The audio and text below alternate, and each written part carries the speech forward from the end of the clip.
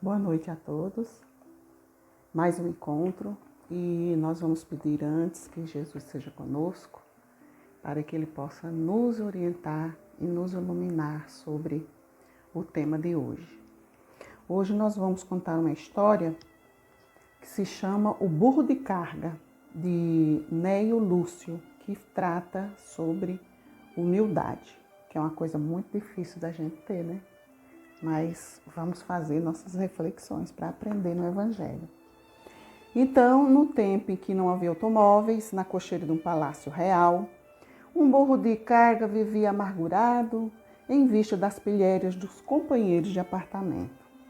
Reparando-lhe o pelo maltratado, cicatrizes no lombo, a cabeça tristonha e humilde, aproximou-se o formoso cavalo árabe todo orgulhoso. Triste sina que recebeste. Não invejas minha posição nas corridas? Sou acariciado por mãos de princesas. Pudera, exclamou o potro, de origem inglesa.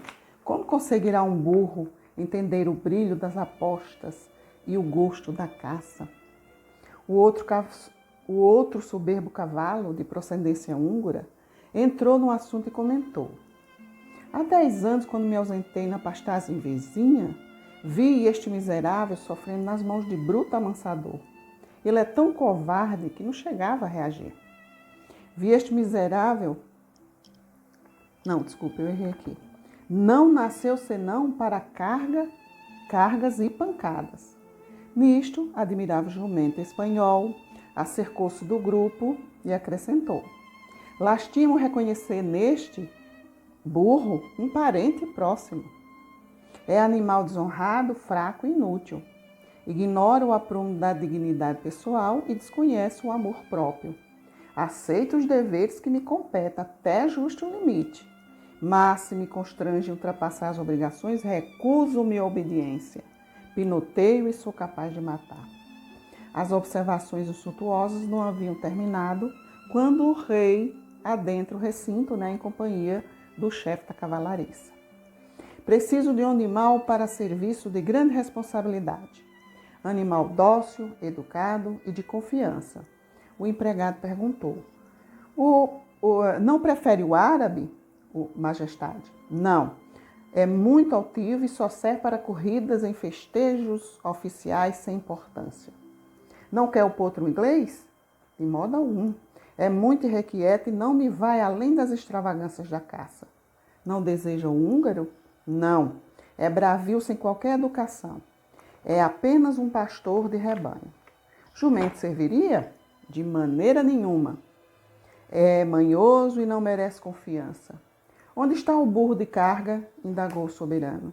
O chefe da cocheira indicou-o entre os demais. O próprio rei puxou-o carinhosamente para fora, mandou ajaezá-lo com as armas resplandecentes de sua casa e confiou-lhe o filho, ainda criança, para uma longa viagem. Assim também acontece na vida. Em todas as ocasiões, temos sempre grande número de amigos, de conhecidos e companheiros, desculpa, mas somente nos prestam serviços de utilidade real aqueles que já aprenderam a suportar, servir e sofrer sem cogitar de si mesmos. Pois é. Então, assim também acontece na vida. Em todas as ocasiões, temos grandes amigos, de conhecidos, companheiros, mas somente nos prestam serviço de utilidade real aquele que já aprender a suportar, servir e sofrer sem cogitar de si mesmos. No trabalho divino, Deus, ele vai... A gente já ouviu falar, Muitos são chamados e poucos os escolhidos, Nem todos estão prontos, para realizar o trabalho divino, No caso aqui, o burro, com toda a sua humildade, foi o escolhido, Ele quietinho lá, com as suas amarguras, com as suas dores, sabendo do seu tamanho, soube esperar. E o rei chega com todo carinho, puxa e traz ele e confia a coisa mais preciosa que ele tinha na vida, que era o filho, né? Ao trabalho dele. E mesmo assim é Deus na sua obra, Jesus na sua obra, né? Ele vai escolher pessoas que mereçam, né, o trabalho que ele quer nos confiar. E essas pessoas serão quem?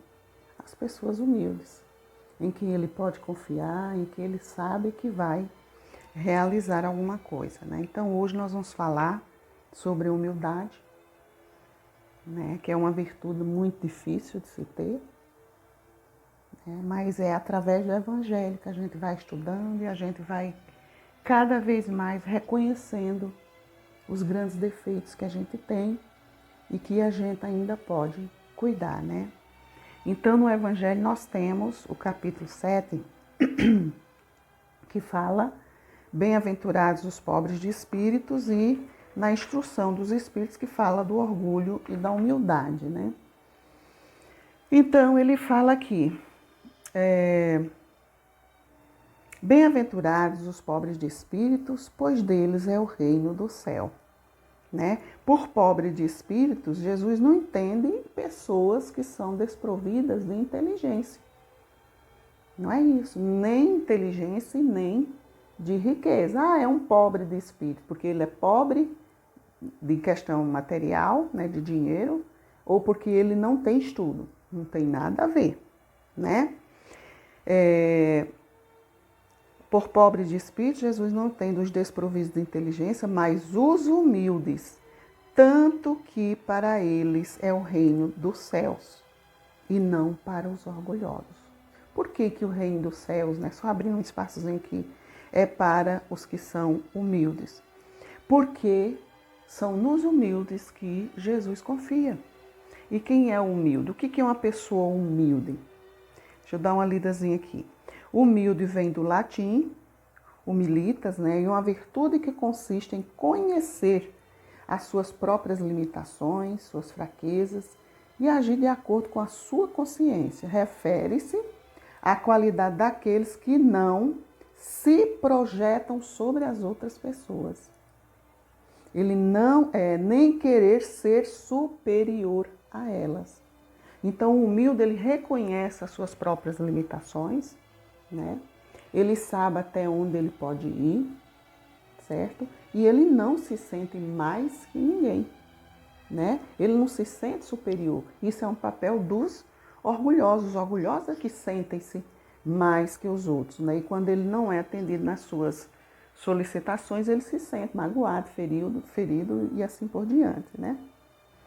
A humildade também vem de humus, que é relativo à terra, e com o cristianismo é considerada pela maioria das pessoas como a virtude que dá o sentimento exato do nosso bom senso ao nos avaliarmos em relação às outras pessoas, né? Então, os homens de saber, tá, formam sobre si mesmos alto grau de conhecimento, de conceito, considerando-se até mesmo superiores e acabam desconsiderando até mesmo as coisas divinas, né? Porque as pessoas de saber, eles acham, porque elas têm um conhecimento, que elas são superiores aos outros, né? E às vezes até duvidam das coisas de Deus, né? São pessoas que têm um ego muito inflamado, né? Porque se acham conhecedoras, né? O erro já está aí. Quando a gente acha que a gente sabe, né? Já tem um problema grave aí, né? Porque ninguém sabe tudo, né? Nós estamos aqui numa passagem. Aqui é um estágio onde nós vamos aprimorar. Porque se soubéssemos, estaríamos em planos bem mais elevados, né? Considerando até mesmo as coisas divinas, sentindo-se acima de tudo e de todos. Negam a Deus para não se sentirem depreciados por julgarem que as coisas de fé sejam coisas de pessoas sem estudo. Olha que absurdo, né? Ah, essas coisas aí são de pessoas sem instrução nenhuma, né?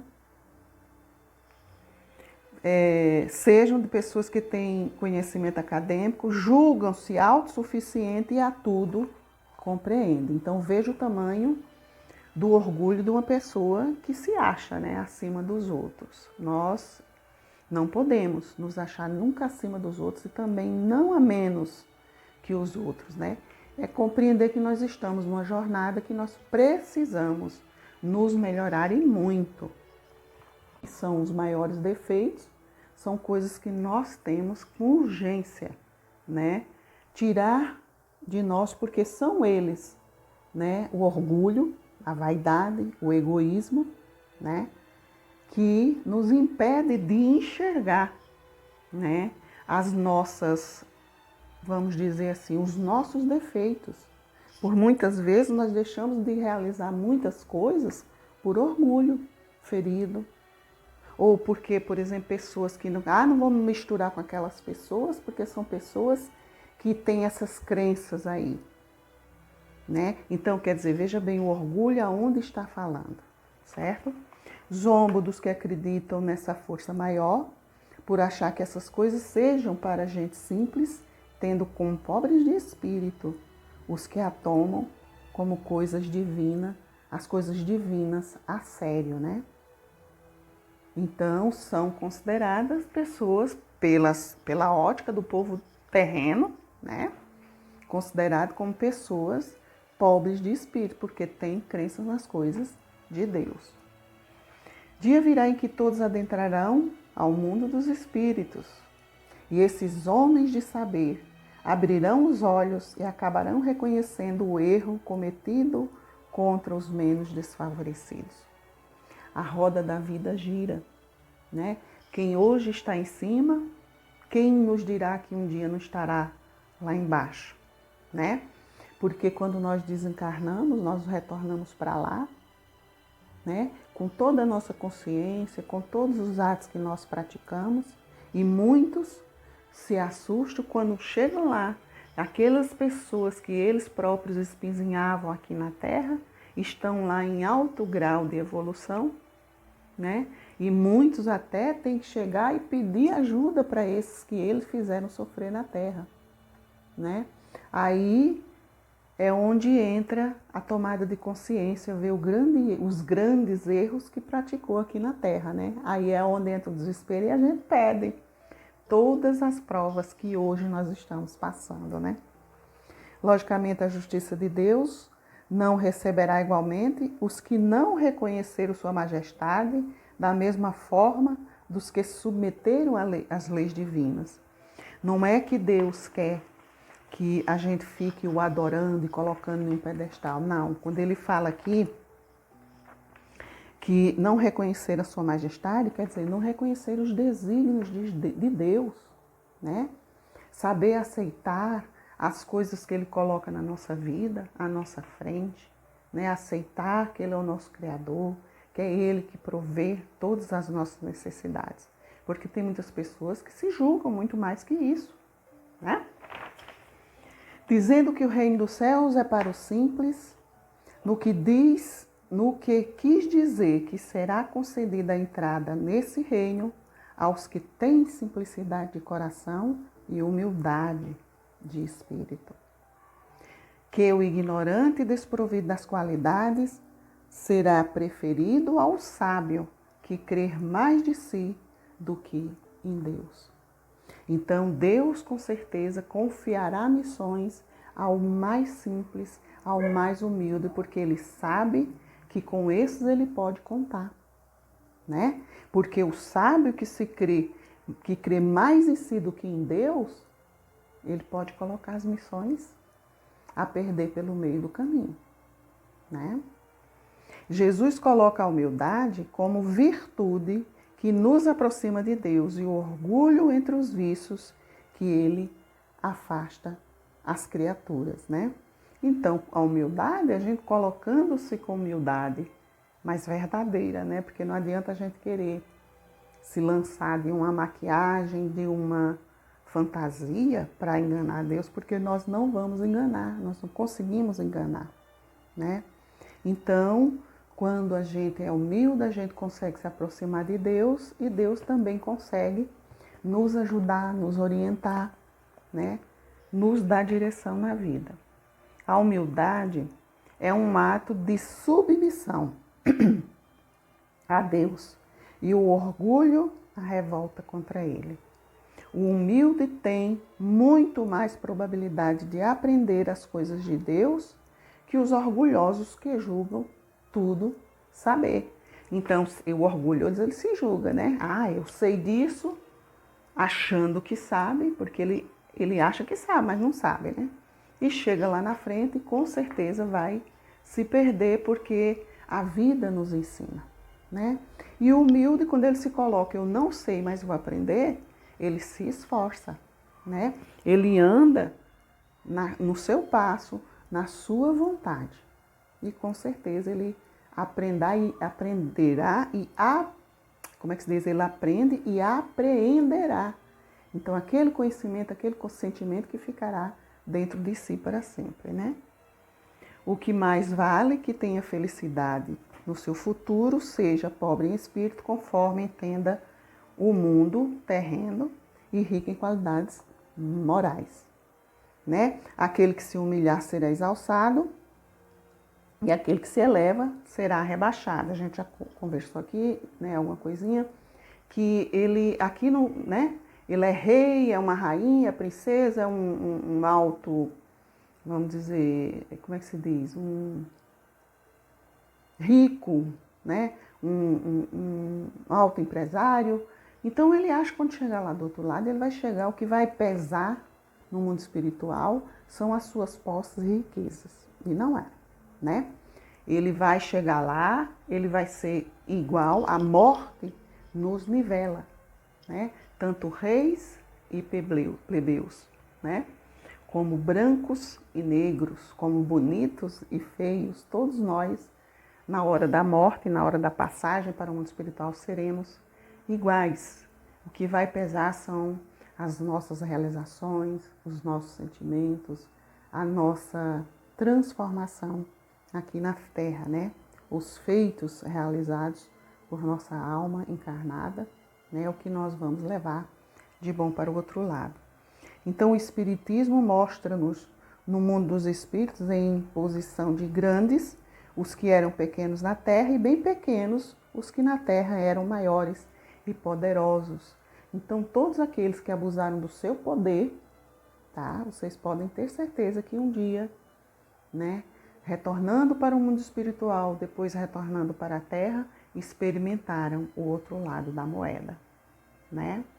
Quem disse que os senhores de engenho não renasceram um dia como escravos? Com certeza, para sentir na pele, né? Os próprios erros. Então, ao morrer, levamos aquilo que faz a verdadeira grandeza do ser no mundo dos espíritos que são as nossas virtudes, os valores, os feitos pela humanidade. As riquezas, os títulos, a glória, a nobreza do nascimento, nada disso vai ter influência nem valor do outro lado, né? Por isso, os que a isso dão muito valor chegam do outro lado vazios, né?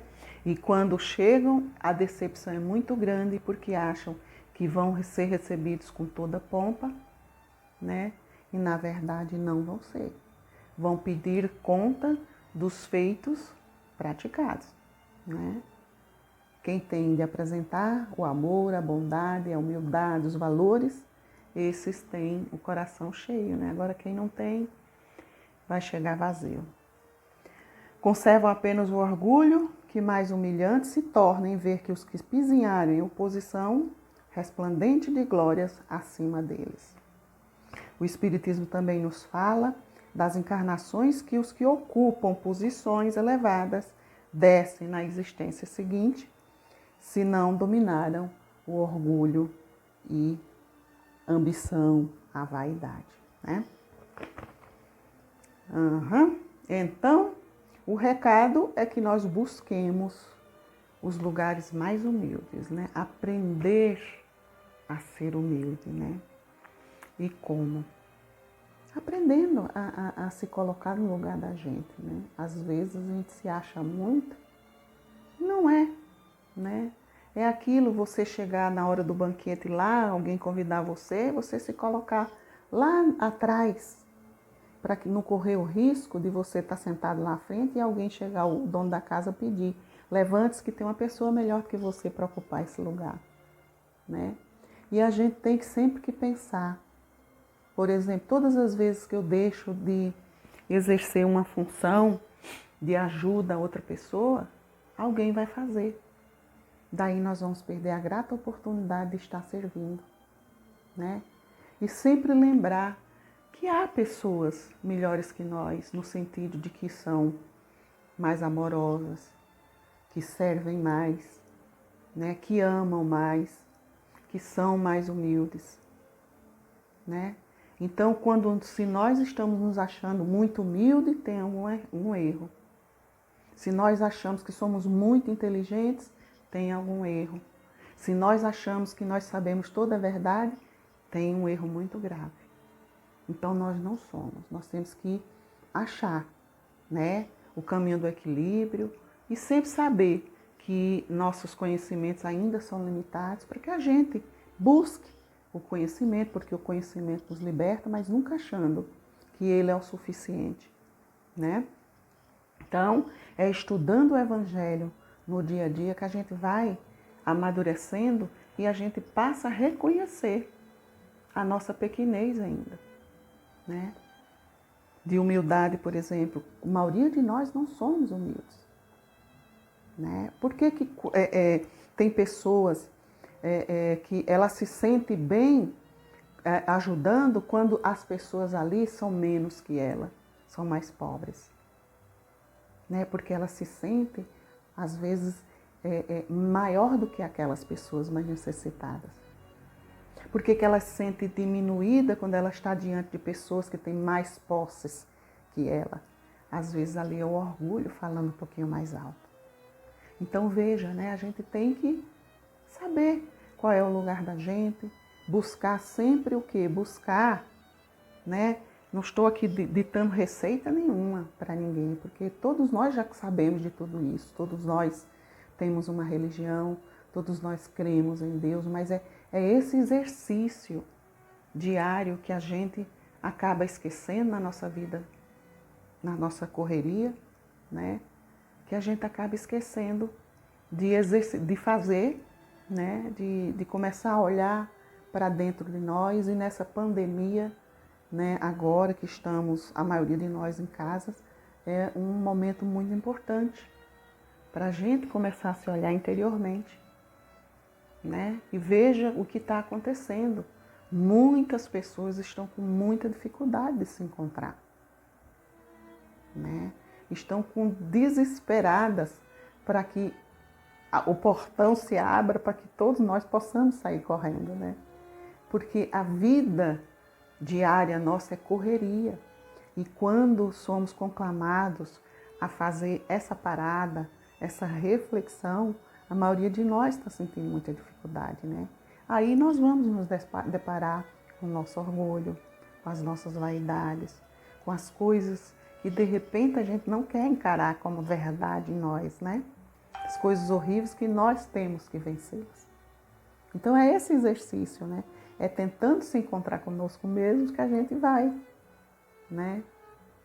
Vendo o que precisa ser, as arestas que precisam ser aparadas, né? O orgulho e a humildade, na Instrução dos Espíritos, de Lacordaire, de Constantino, 1863, ele faz uma pergunta aqui, né? Pode ser caridosos sem a humildade? Ele responde que não, pois esse sentimento nivela os homens que se auxiliam mutuamente e os induz ao bem.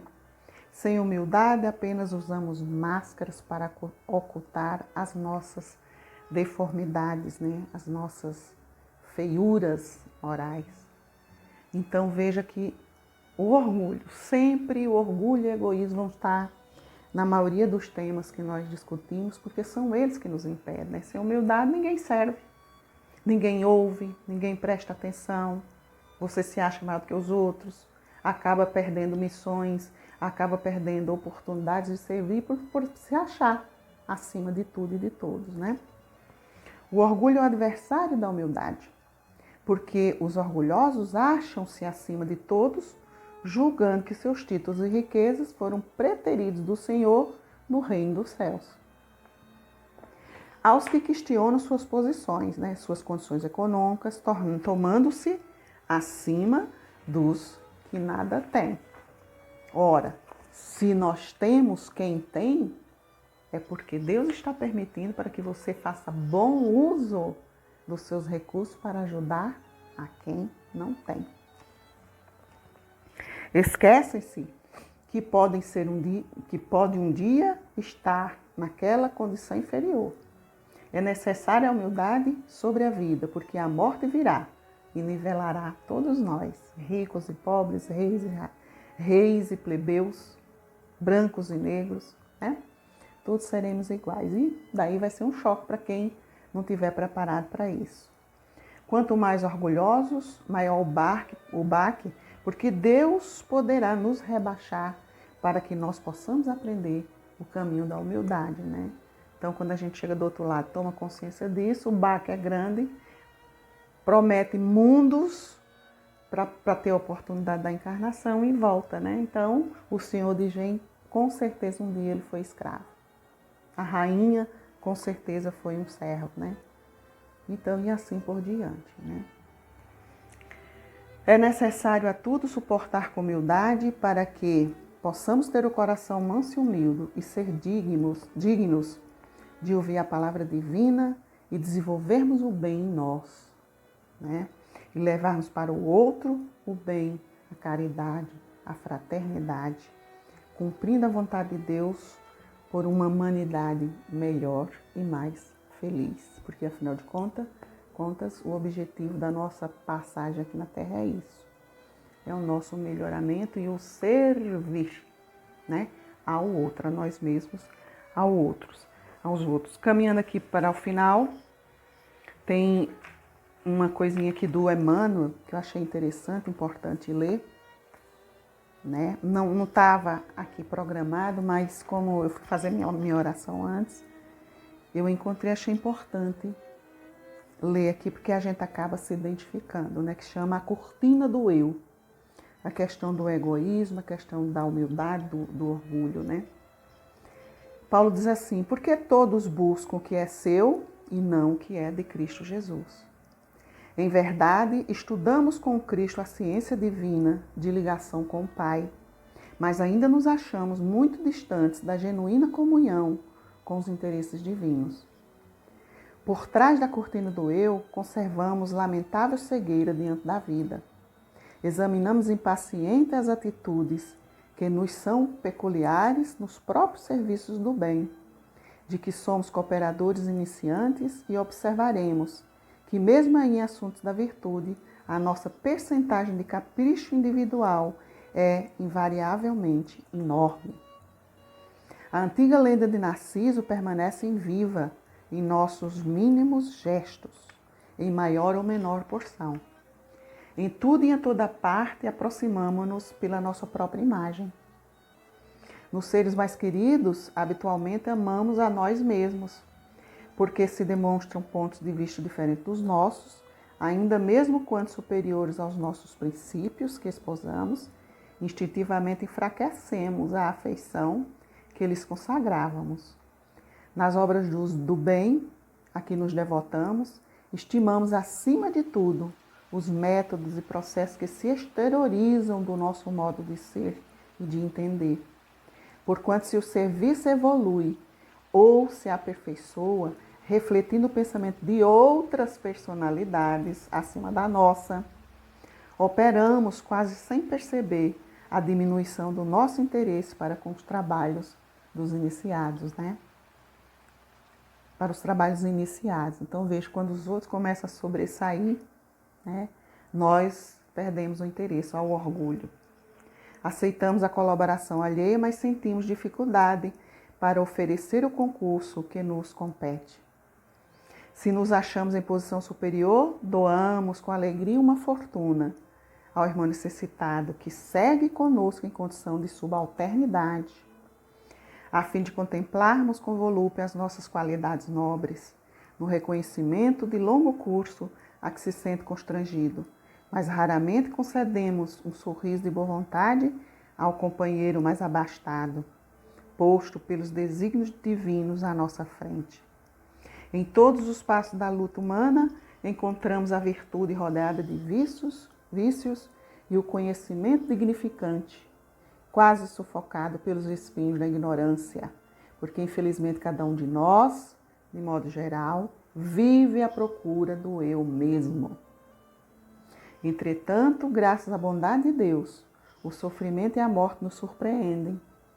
Na experiência do corpo e além dela, arrebentando-nos aos vastos continentes da meditação e da humildade, onde aprenderemos pouco a pouco a buscar o que pertence a Jesus Cristo em favor da nossa verdadeira felicidade dentro da glória de viver. Então, quase sempre, em tudo que nós estamos fazendo, nós estamos buscando o próprio eu, né? O complexo de narciso. E para encerrar, Maria Dolores, oração por humildade.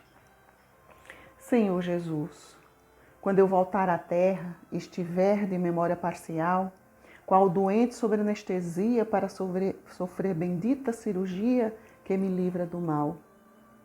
Não me deixe lá só em meu passe maturo, a fim de construir o meu próprio futuro. Não permita, Senhor, que eu siga as tontas, como quem sabe dirigir as próprias contas. Embora reconheça a lei da liberdade, se posso procurar o que te contraria, não me deixes fazer aquilo que me agrade. Apague em mim a vocação do mando e ensina-me, Senhor, a obedecer. Ajuda-me a encontrar, onde estiver vivendo ou trabalhando, o prazer de servir como simples dever. Se eu te pedir felicidade nos erros e ilusões que outrora quis, não me faças feliz. Se te requisitar destaque e brilho para comportamento frio e ingrato, não me tires ao chão do anonimato.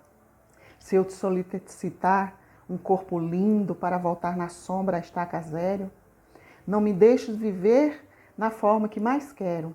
Se te implorar dedicações para desorientar-me novamente, deixa-me a solidão por mestra permanente. Caso anseie por vida emancipada, para menosprezar encargo ao compromisso, acorrenta-me aos pés do campo do serviço. Se te rogar facilidades, fora das bênçãos com que me renovas, guarda-me sem cessar no cárcere das provas. Perdoa-me, Senhor, se peço tanto. É que somente agora me levanto nos dons com que me elevas. Tantas vezes no mundo fiz-me grande e subi tanta vez para cair nas trevas. Agora que te escuto, em toda parte, a convidar-me para a luz divina, ouve, Jesus. Anseio acompanhar-te e quero ser pequenina. Que lindo, né? Então é isso, nós vamos encerrar, refletir, né, durante a semana sobre os caminhos da humildade, o que nós podemos fazer para nos melhorarmos, né? Porque é isso que Deus quer, que Jesus espera de nós, na nossa caminhada, né? Que cada dia a gente procure ser melhor, né? E a humildade é uma virtude que vale a pena a gente desenvolver em nós, aprendendo a nos colocarmos no nosso lugar, aprender a ouvir, aprender a servir, aprender a não ser mais que os outros, no sentido de nos orgulharmos disso e fazer com que os outros sofram, né? Essa nossa arrogância. Não, né? Porque isso só vai nos prejudicar. Então, agradecer mais uma vez, né, por estarmos aqui juntos. Porventura, alguém que venha ver esse vídeo, que Jesus possa estar abençoando, orientando a cada um de nós no nosso dia a dia, né? Para que a gente busque nessa pandemia estar sempre em oração, buscando o Evangelho, a leitura do Evangelho, para que, né, não venham, ele esteja curando os nossos pensamentos, os nossos sentimentos e nos ajudando a caminhar sempre no caminho do bem, da paz e do amor. Muito obrigada a todos, que Jesus abençoe por mais uma semana. Um grande abraço.